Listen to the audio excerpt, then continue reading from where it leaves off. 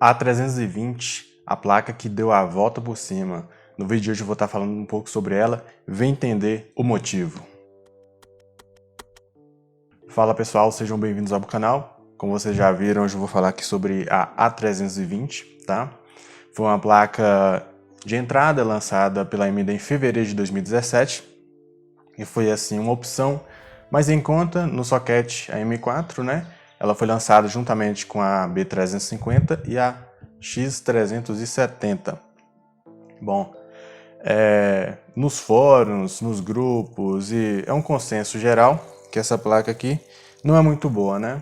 E apesar das críticas sobre ela, nos grupos, em canais, reviews e tudo mais, eu resolvi apostar nela. Em 2019, quando eu estava montando meu primeiro PC Gamer, eu vi ela como opção e juntamente com ela tinha a ASRock, a 320 da ASRock. Eu apostei na ASUS e recomendo também que vocês apostem na ASUS e em outras marcas específicas, vou falar disso depois. Eu escolhi ir de A320 em 2019. Naquela época, os grandes portais, os grandes canais indicavam Pentium G4560 para o pessoal. Eu, como nunca fui muito fã da Intel e sofri influência de um youtuber aí conhecido como Rodrigo Baltar, resolvi apostar na AMD, né?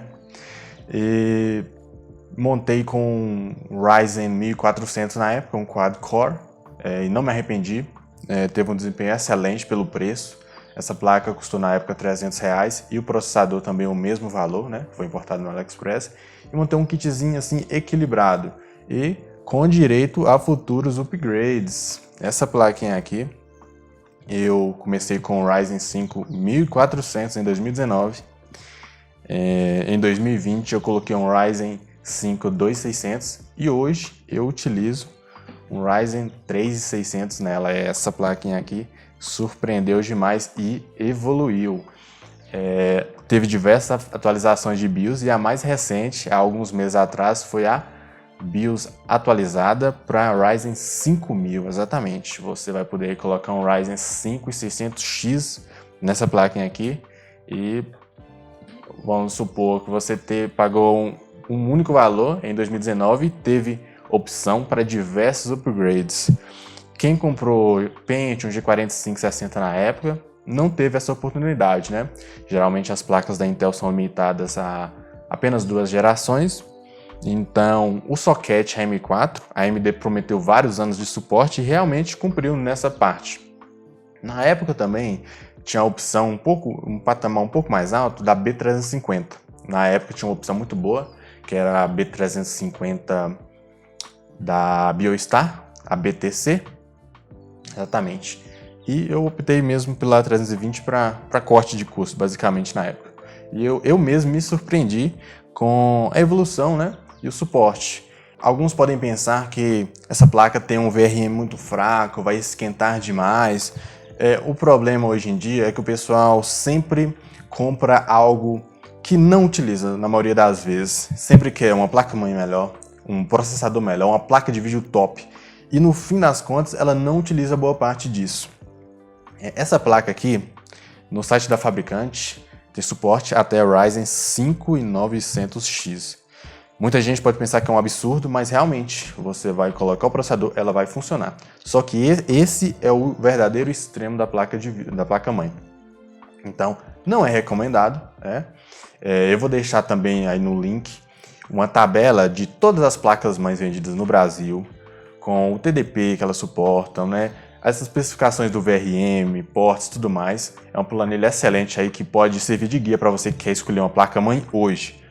Hoje, em 2022, essa placa já não é tão mais interessante, né? Porque ela está sendo vendida aí a quase R$400 e hoje mesmo, dia 24 de fevereiro, tem uma opção de um MSI, a B450, por R$350 na Kabum. Então, essa placa aqui já foi uma boa opção e realmente cumpriu, né, as promessas dela e foi até além.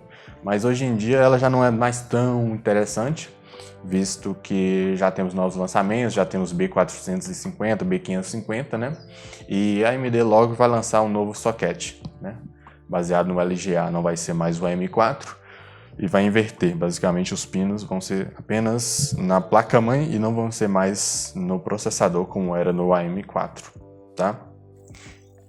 Sobre a temperatura dos VRMs e tal, o Peperai já fez um teste, né? E ele testou com o Ryzen 3 600 e tudo mais, testou com 2700X, se eu não me engano, e esquentou um pouco. Mas vocês precisam ter em mente que é uma placa básica, né? O VRM dela é suficiente para qualquer Ryzen 5, vocês não precisam se preocupar, tá bom? Questão de suporte. Ela não suporta overclock, então no caso você vai manter todos os processadores em estoque, basicamente. Só que a partir da geração 2000, a AMD implementou o Precision Boost Overdrive, né? Na geração 2000, na geração 3000 começou a funcionar de fato, né? Geralmente aumenta cerca de 400 MHz. Então, basicamente, é um sistema inteligente que altera as frequências e tudo mais pro ponto excelente, né? Você não vai precisar fazer nada manual, basicamente. Ele vai escolher, dependendo da temperatura, ele vai escolher a melhor frequência assim, para ser utilizado, né? Ele vai ver diversos fatores e você não precisa se preocupar em relação a isso. Na utilização de processadores, por exemplo, um Ryzen 9, tem um youtuber, eu vou deixar aí o link do canal, o link do vídeo, ele fez um teste em renderização e estresse usando essa placa com um Ryzen 3900X. Eu não tenho certeza se ele fez o teste com 5900X, mas ele fez com 3900X, estressou a placa ao limite e ela teve um throttle. É basicamente o sistema de proteção normal da placa, é algo automático, você não precisa ter muito preciosismo em questão de temperatura, principalmente de VRM, em um sistema estoque, porque o gerenciamento é feito automaticamente. E isso é um exemplo de um uso em estresse. Geralmente no uso em dia a dia você não fica com o processador no máximo, 100% de uso. Então, voltando ao ponto inicial, para você que tem essa placa, vale a pena atualizar. Caso você queira fazer um upgrade, não precisa trocar sua placa-mãe, tá? Você pode fazer um update de BIOS tranquilamente. Já tem disponível no site da ASUS a BIOS para os Ryzen 5000, tá bom? Diversos outros fabricantes também têm disponível lá no site delas para você realizar o download e poder aproveitar aí mais uma geração sem precisar se preocupar em trocar sua placa-mãe, tá? Então, para finalizar, valeu a pena, né? Então, ao contrário do que muitos diziam, né, que essa placa não seria uma boa opção e tal, se tornou uma excelente opção e eu posso dizer assim que eu estou muito satisfeito, né, por ter feito essa escolha e voltaria a comprar uma ASUS, né, novamente, por questão da BIOS, principalmente é uma BIOS excelente, você não vai ter problema com BIOS, é muito simples de utilizar, tá bom?